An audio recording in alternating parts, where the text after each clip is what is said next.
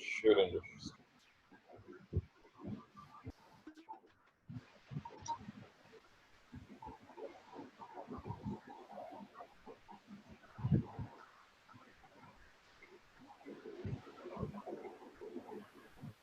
Start करूं?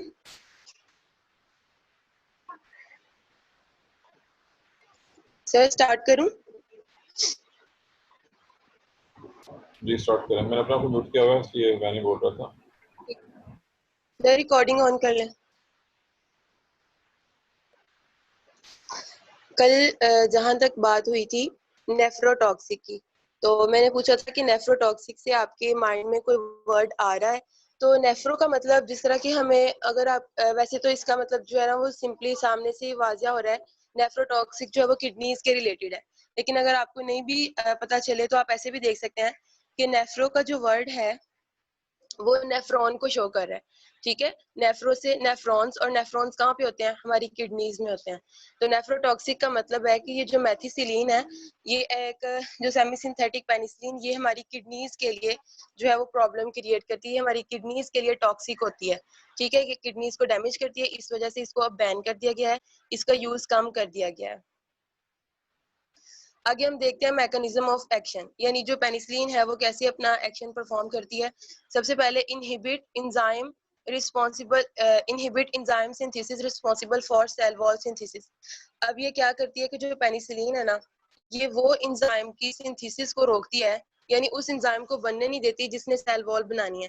तो इसके रिलेटेड एक डायग्राम है जो मैं आपको दिखाती हूँ अभी। यहाँ पे ये पेनिसिलिन बाइंडिंग प्रोटीन है। ये पेनिसिलिन बाइंडिंग प्रोटीन असल में क्या है? ये टारगेट साइट्स होती हैं पेनिसिलिन के ऊपर, सॉरी पेनिसिलिन के लिए टारगेट साइट्स हैं। ये जो ग्रीन कलर की नजर आ रही है, ये गुलाम ने पहले इसको डिस्कस कर दिया जब उसने सेल वॉल सिसिस के बारे में बताया था। ठीक है, इस वजह से मैं इसका ब्रीफ इंट्रो दूंगी यहाँ पे।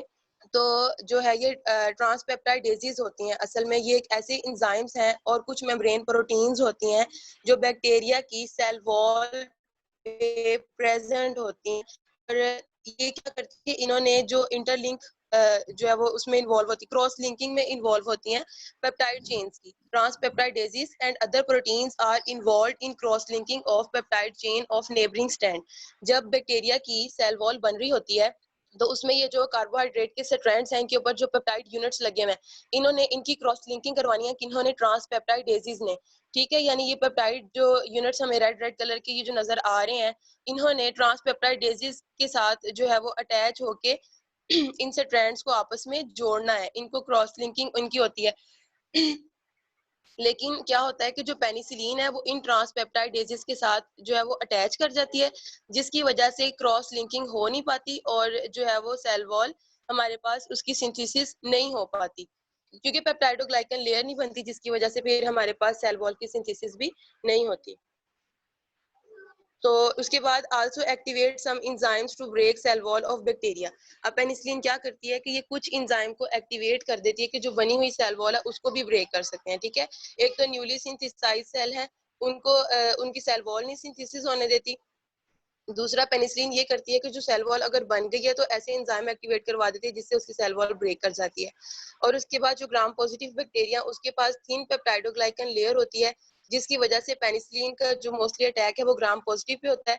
ठीक है, और लेकिन ग्राम नेगेटिव के ऊपर क्योंकि लिपोपॉलीसेकेराइड ज्यादा होते हैं, उस पर लिपिड लेयर ज्यादा होती है, पेप्टाइडोग्लाइकन की लेयर थिन होती है, इस वजह से उसके ऊपर इतना अटैक उसका नहीं हो पाता पेनिसिलिन का। ठीक है, उसके बाद हम आगे देखते हैं पेनिसिलिन रेजिस्टेंस। जिस तरह आगे मैंने आपसे डिस्कस किया था कि जो एंटीबायोटिक्स होती हैं, जो बैक्टीरिया हैं वो रेजिस्टेंस डेवलप कर रहे हैं। रेजिस्टेंस डेवलप करने का ये मतलब है कि उनके ऊपर एंटीबायोटिक का कोई इफेक्ट नहीं हो रहा। तो अब सबसे पहले अच्छा मुझे आप लोग ये बताएं, कोई मुझे बताएगा प्लाज्मिड्स क्या होते हैं? कोई भी हैंड रेज कर सकते हैं आप, या मैसेज टेक्स्ट करके बता सकते हैं।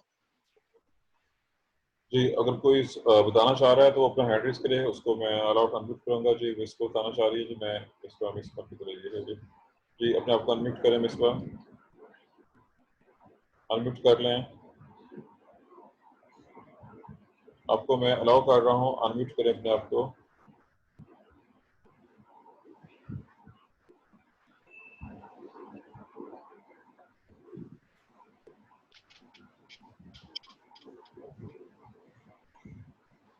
जी पूछिए सवाल।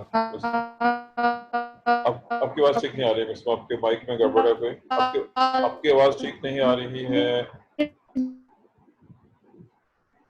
चलिए मैं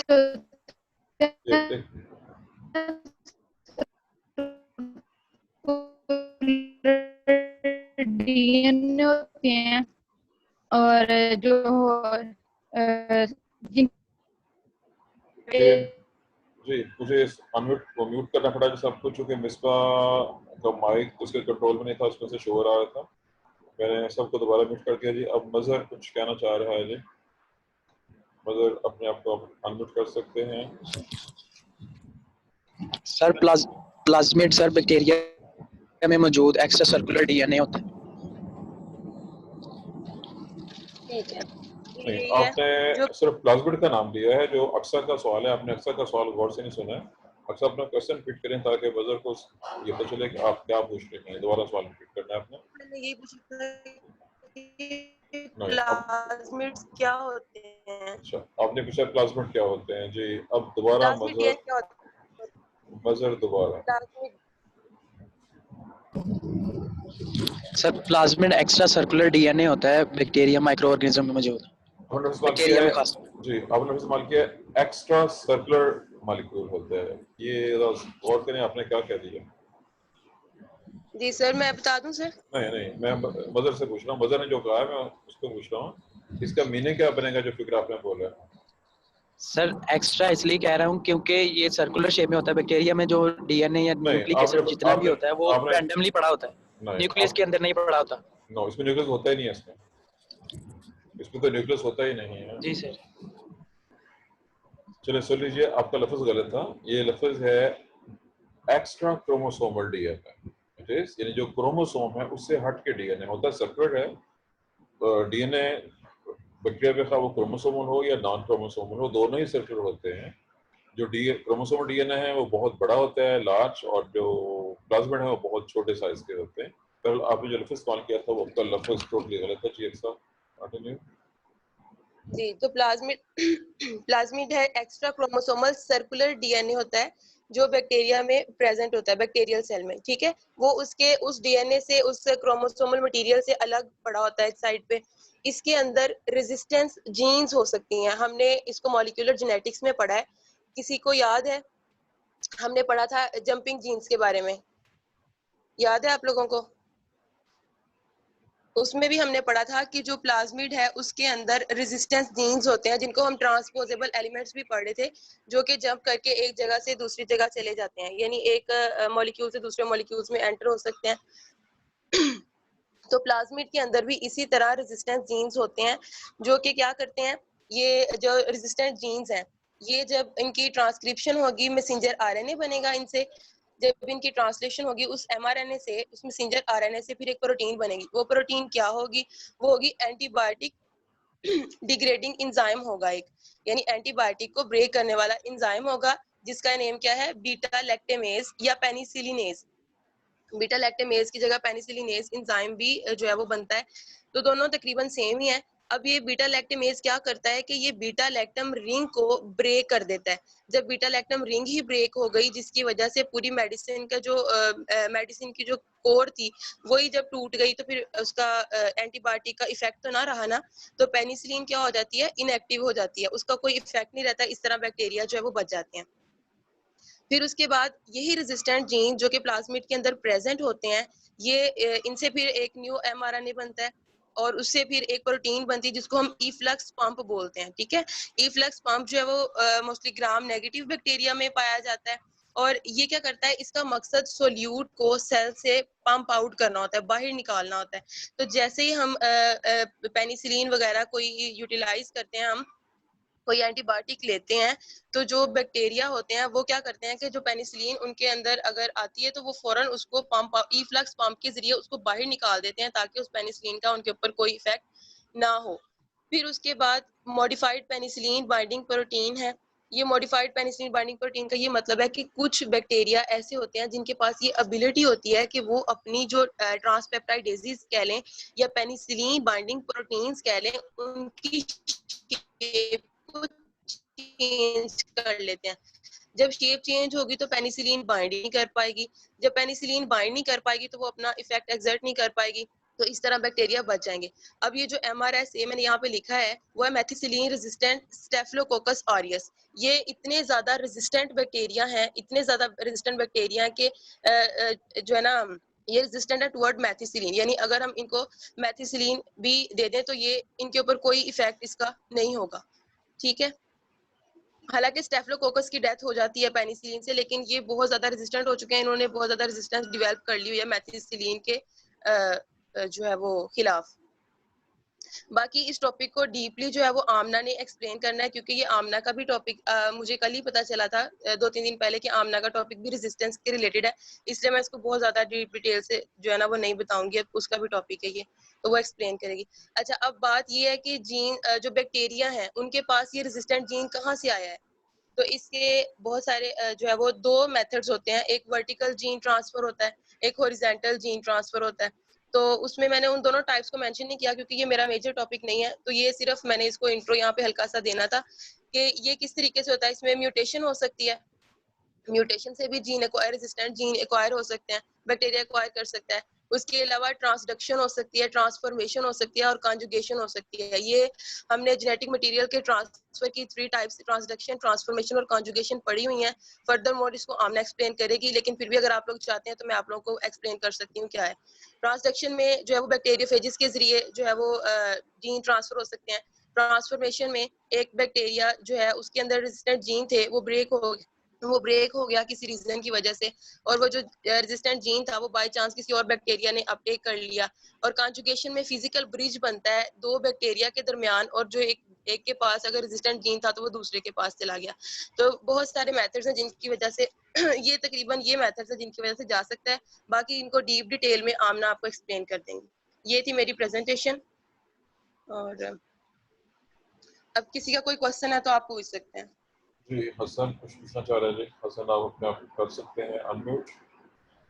अस्सलाम वालेकुम सर।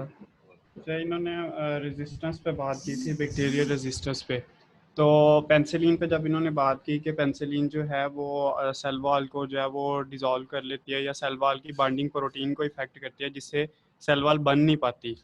तो बेसिक इशू ये है कि जब पेनिसिलिन का जो इफेक्ट है वो डायरेक्टली होता है उन सेल पे जो कि ऑलरेडी बने होते हैं, तो पेनिसिलिन का वहाँ पे इफेक्ट जाके ये होता है कि वो सेल वॉल को ब्रेक करती है बाय रिलीजिंग एंजाइम, जिस तरह कि इन्होंने अभी सारा बताया। सर उन एंजाइम्स की नेचर क्या है और वो कौन से एंजाइम है? भाई पहले आपने ये कहा है कि जो पहले से बने हुए सेल होते हैं उनके ऊपर पेनिसिलिन का इफेक्ट होता है, तो दिस इज नॉट सो, ऐसा नहीं है। बल्कि जो तेजी से रेप्लिकेट करते हुए और न्यूली फॉर्मिंग सेल्स होते हैं उनके ऊपर भी पेनिसिलिन का इफेक्ट होता है। उसने सेल वॉल की सिंथेसिस होने ही नहीं देनी होती, और अगर पहले से बन चुके हैं तो देन वो सेल वॉल को ब्रेक करवाती है उन एंजाइम से।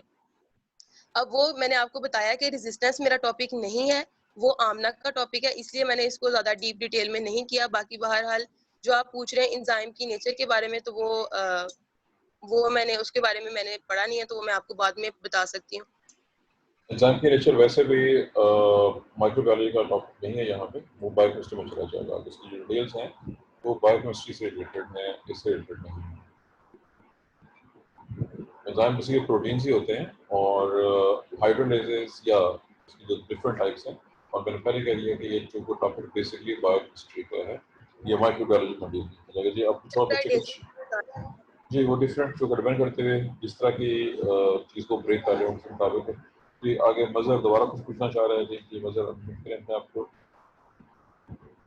मजहर। सर मैं पूछना चाह रहा हूँ कि जो जिस एंजाइम के जरिए वो रेजिस्टेंस रख लेते हैं बीटा लैक्टामेज, उसकी एग्जैक्ट प्रोडक्शन साइट क्या है? क्या वो साइटोप्लाज्म में प्रोड्यूस होगा या कहीं और? साइट मतलब और कौन सी साइट होती है बैक्टीरिया में? क्योंकि आपने पहले मिस्टेक कर चुके हैं न्यूक्लियस वाली, इसमें न्यूक्लियस होता ही नहीं है। इनका क्रोमोसोम डायरेक्टली न्यूक्लियस, चूंकि न्यूक्लियस तो है नहीं है, डायरेक्टली साइटोप्लाज्म में हर चीज साइटोप्लाज्म में ही मौजूद है, इसलिए आपका सवाल जो है वो डायरेक्ट राइट है। नहीं इसकी जरूरत ही नहीं है, क्योंकि अंडरस्टूड है ये तो जहाँ पे वो मौजूद है। बैक्टीरिया में आगे बढ़ चुके हैं पहले से, क्योंकि ये पॉइंट आप इसका मतलब है चीज़ों को याद नहीं रखा हुआ। बैक्टीरिया में तो उधर जो है जीन से आरएनए बन रहा था, उसी आरएनए के साथ अटैच हो जाते हैं राइबोसोम, बल्कि बहुत से राइबोसोम अटैच होते हैं पोलिसोम के नाम से, और ये प्रोसेस होती है। मारिया, आप क्या पूछना चाह रही हैं? अनम्यूट करें मारिया, आप अपने आप को अनम्यूट कर सकती हैं। आपने फिर म्यूट कर लिया है, अपने आप को अनम्यूट करें। आप पूछें सवाल। सर अक्सा की प्रेजेंटेशन में ही यही टॉपिक के अंदर ना जो टाइप्स आ रही है ना ये पेनिसिलिन की, सर वो मेरी प्रेजेंटेशन का टॉपिक है, तो सर मैं अभी प्रेजेंट कर दूं? आपकी बात क्लियर नहीं, दोबारा बताएं आप क्या कह रही हैं। आप थोड़ा सा सर आहिस्ता मारिया बोलें, की थोड़ा सा आहिस्ता बोले जरा। आहिस्ता का मतलब है कि जरा स्लो स्लो बोलें। अच्छा सर ये देखिए अक्सा की जो पेनिसिलिन का टॉपिक है ना उसमें टाइप्स जो है पेनिसिलिन की, हाँ जी, वो मेरी प्रेजेंटेशन का टॉपिक है, ठीक तो है। ये मैं कह रही हूँ कि मैं अभी प्रेजेंट कर दूं? हाँ जी, बिल्कुल आप कर सकती हैं, लेकिन उसके लिए मुझे पहले इसको स्टॉप करूंगा और फिर उसको मैं दोबारा करूंगा। ये जस्ट सर मेरा बुक हो गया। एक मिनट, चूंकि मुझे इसको स्टॉप